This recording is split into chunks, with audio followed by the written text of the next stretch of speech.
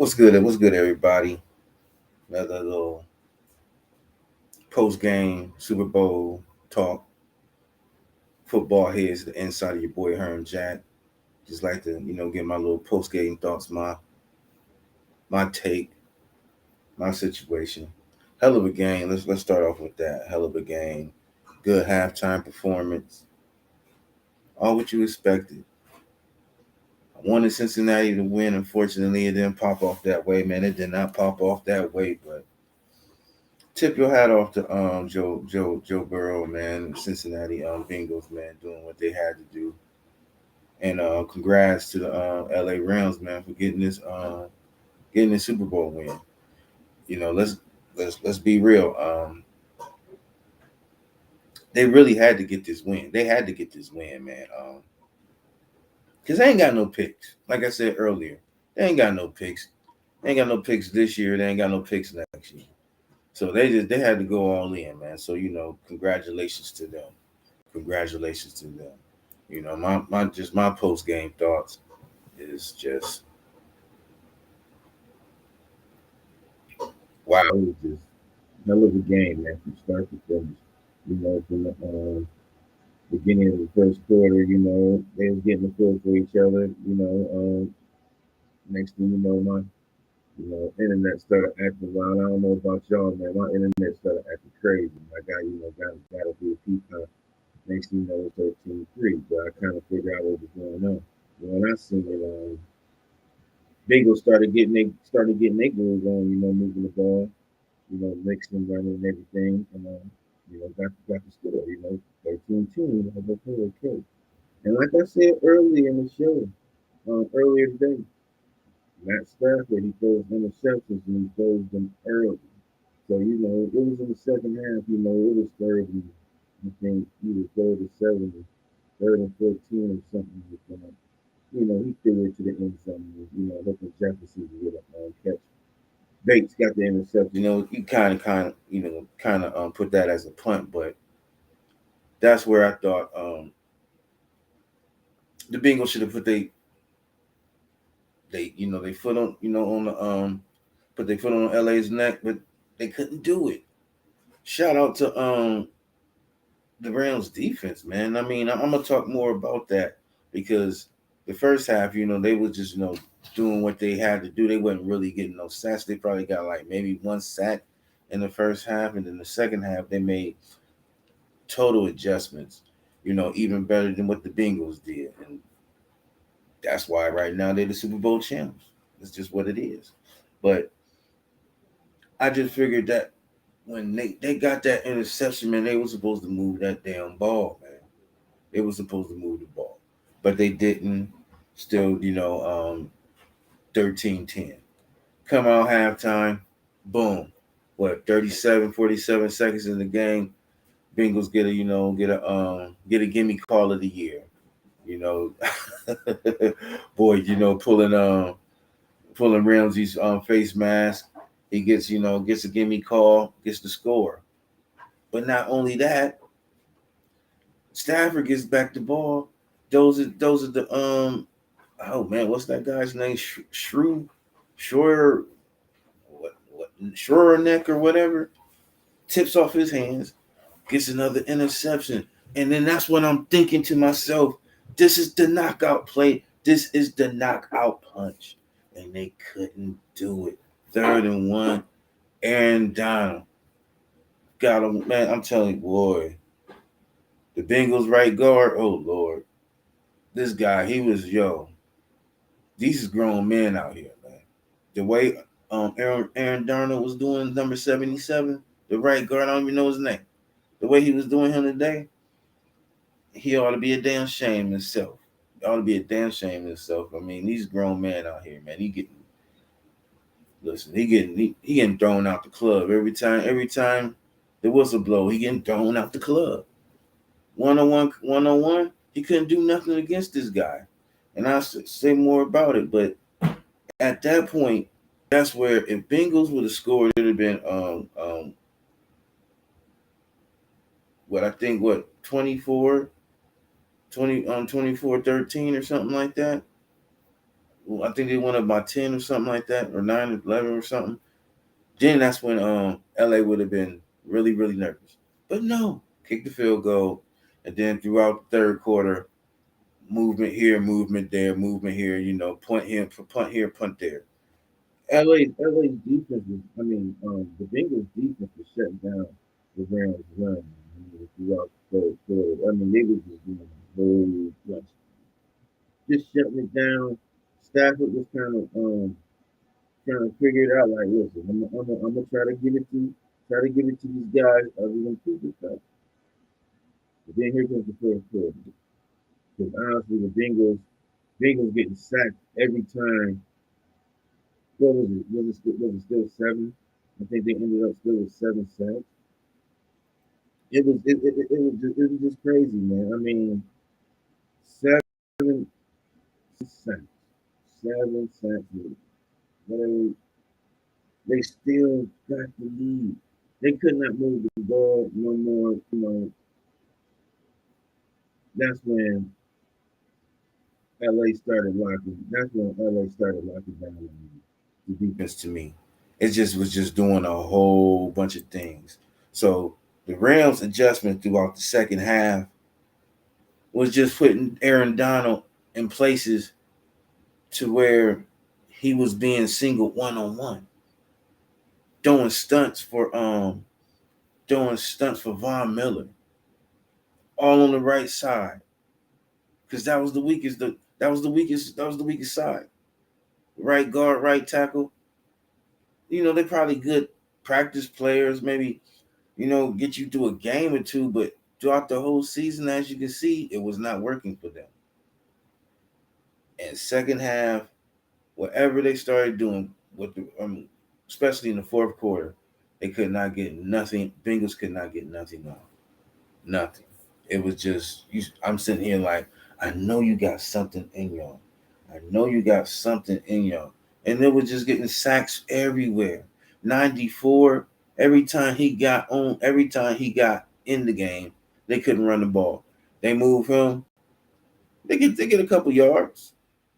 But every time 94 got in for the Rams, couldn't couldn't run the ball. Couldn't run the ball to save their damn life. And it's just like, whoa, what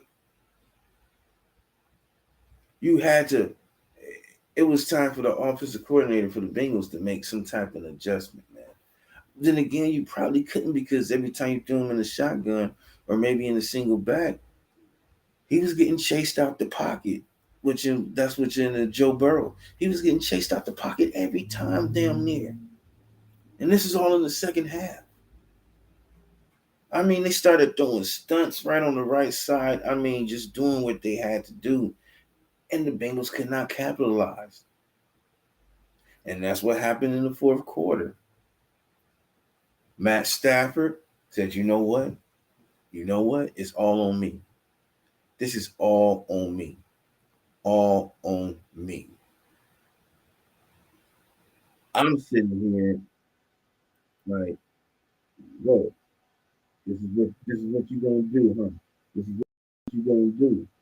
So, what y'all think about Matt Stafford's legacy right now? As a total. Yeah, he did a lot for Lions. Now y'all think, there was little, just yards, just yards. But now he came to LA one year, got him a Super Bowl. Is he now a Hall of Famer? Can you put him in that category as a Hall of Famer? He did what he had to do. He quit doing the Van Jefferson. He quit doing the Schwarzenegger. Quit doing to everybody. He said, you know what? I'm just going to the cup, to the cup, to the cup, to the cup. Got him in everything. Regardless of what the interceptions he threw, the 2 interceptions, he still took it. He still did that final drive. Man. So what is his legacy? Man? We cannot no longer say he's just a guy with a uniform on, a guy with a helmet, just throwing the ball. You got to put him up there. Maybe not with all the great quarterbacks, but you got to at least put him up there to where he is Hall of Fame level, at a Hall of Fame status. Remember, the Rams gave up 2 first-round picks for this guy this year and next year. OBJ, we don't know what's going on. Honestly, I think it's a tear of the ACL. We'll find out if like post maybe an MCL sprain. He dodged a bullet, but I think he's done. Hopefully, um, LA showing some love, re-sign him because I don't think nobody's gonna sign him after this. Will be a second player in the same league. If anybody sign him, it'll be from mere pennies. And I just hope the Rams, like yo, you showed us some love, we gonna show you some love. But then there'll be 2 people coming off ACL tears, or Beckham and Woods. So you have to watch out. You have to see what's going on next year. But Matt Stafford's legacy is up there with. You can say the Steve Young. You know what I'm saying? You can say anybody that won a Super Bowl. You put him with the Steve Young. You can put him with the Brett Favre. I'm just saying maybe Brett Favre. Is excuse me, Packers fans. I understand Brett Favre is gone, but he only won one Super Bowl. You can put him up with Aaron Rodgers. He only won Super Bowl one. His legacy now is cemented as in Hall of Fame status, where he put himself to a whole nother level that he's more respected now. You don't even think about Matt Stafford as the Lions quarterback no more. You got Jared Wack Goff up there, man. They're gonna figure that out too. We'll talk more about that in the future when that comes along.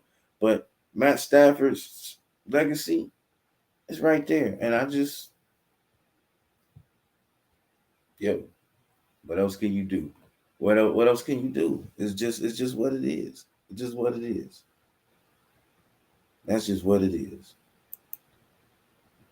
Let's go with this Bengals offensive line, man. The main reason why the Bengals didn't win. Second half. Adjustments, Rams, adjusted, putting the Bengals in tight situations, man. Just sack after sack after sack. They couldn't figure it out.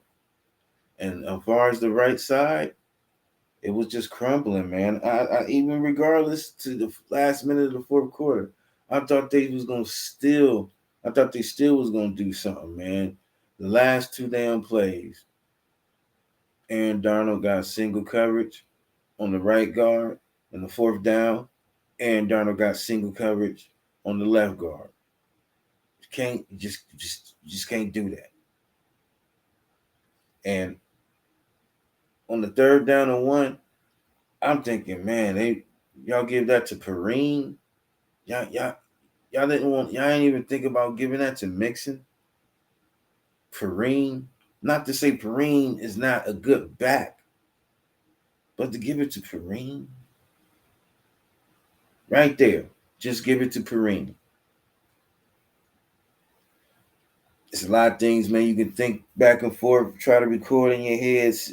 You could have did this play better. You could have did that play better. But at the end of the day, Rams came out with a victory. They came out and prevailed. Came out and did what they had to do. Much love to the Cincinnati Bengals, man. Y'all got a bright future, man, ahead of y'all. 50 mil, 58 mil over the cap. I'm sure plenty of free agents will be knocking on your door, man. All you got to do is keep it up and just hopefully get them an offensive line. They need an offensive line. Once that come in, everything will start popping, man. Man, much love to everybody. Checked out the show. I'm about to dip off. That was my little take, my little part for the minute. See y'all next Sunday. We'll talk more. I'm sure I'll get on draft picks. We get on teams, man. Every week I'll probably pick up a couple teams, study, what's their strengths and weaknesses, what they should get. Look at mock drafts, see who's looking at who, and we figure out our own type of mock draft, and we come out with something that maybe fit for the team, maybe we not. Nobody's perfect. Nobody's Nostradamus. We can't all get it right, but we try to do it the best we can. So until then, man, it's the Insider. Your boy Herm Jack. Y'all seen it live on the post game episode of Football Heads. I appreciate everybody that's tuning in, man. Like, subscribe to Day One Media, man. Help support your boy, man. Create this content, man. Help me grow. Help me, do what I gotta do. And got mad love for everybody, man. Support to everybody that's trying to create their content, man. See y'all next time, man. Peace.